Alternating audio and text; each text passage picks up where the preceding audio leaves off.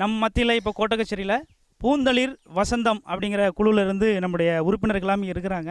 இவங்க நம்மகிட்ட இம்பாக்ட் நிறுவனத்தின் மூலமாக நிறைய லோன் வாங்கி அவங்க பயன்பெற்றிருக்கிறாங்க. அந்த பயன் மூலம் அவங்க பெற்ற லோன் மூலம் அவங்களுக்கு என்ன பயன்பெற்றிருக்காங்கிறது குறித்து நம்ம குழு தலைவி நாடியம்மா அவங்க நம்மகிட்ட சொல்லுவாங்க. அதை குறித்து நம்ம பார்க்கலாம்.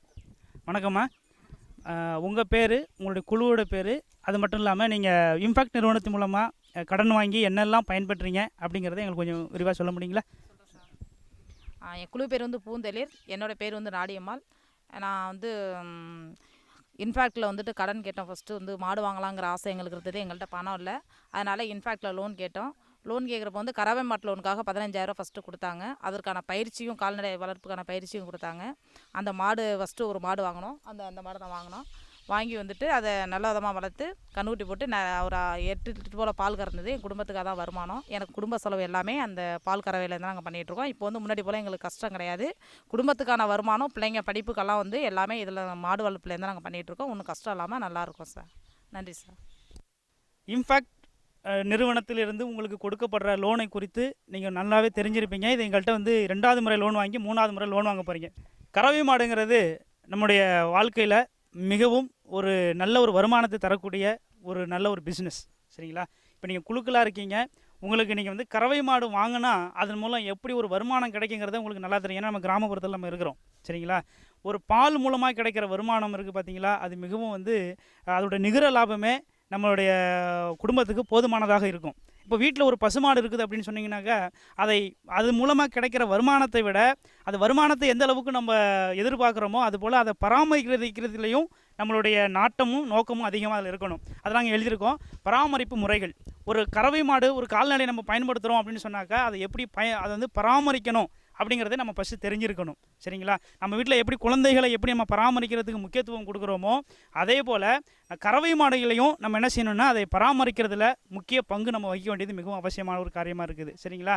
ஏன் அப்படின்னு சொன்னாக்கா, நம்ம கறவை மாடை வந்து பராமரிக்கிறதன் மூலமாக நமக்கு நிறைய பால் கிடைக்கிது, சரிங்களா?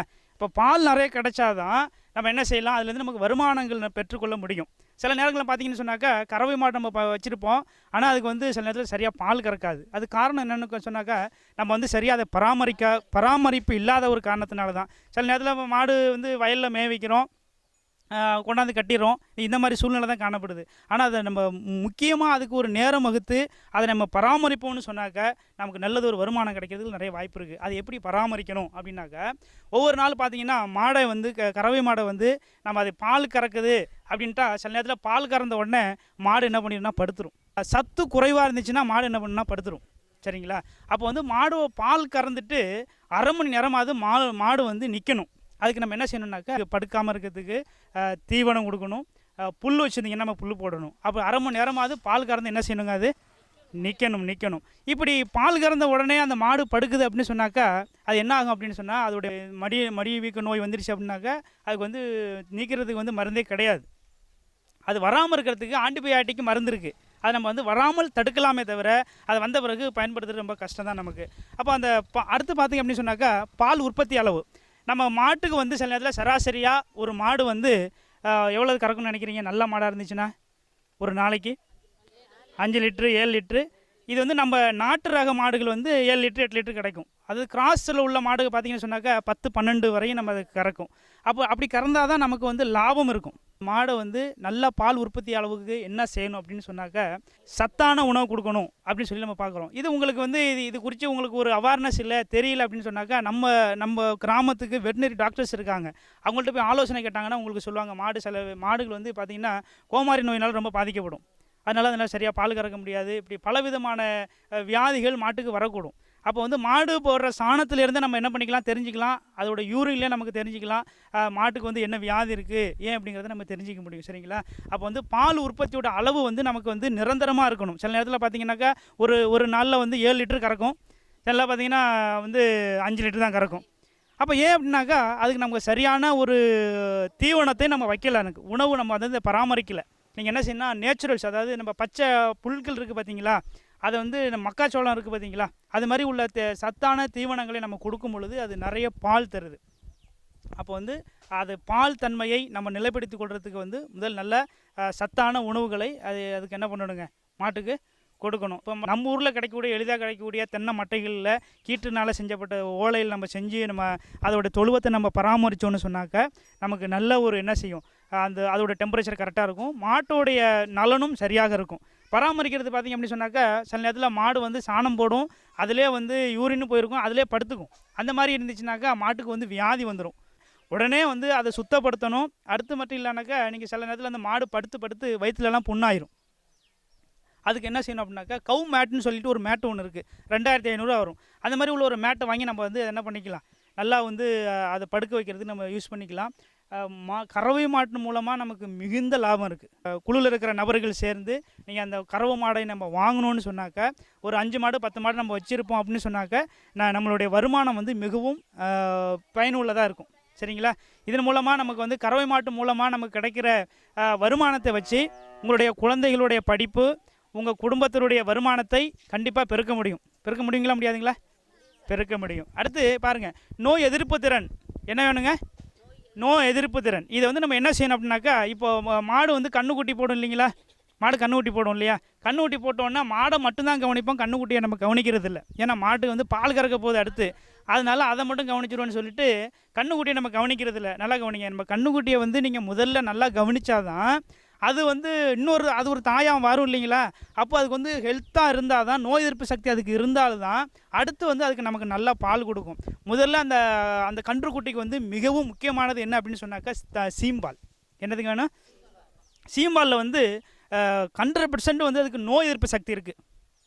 சரிங்களா? பிறந்த உடனே கன்றுக்குட்டி வந்து ஒரு நாளைக்கு வந்து சீம்பால் வந்து ஒரு 2 லிட்டர் 3 லிட்டர் கறக்கலாம் ஒரு வேலைக்கு அப்படின்னு வச்சிங்களேன். அப்போது எல்லாத்தையுமே அந்த கன்றுக்குட்டி குடிச்சிருமா?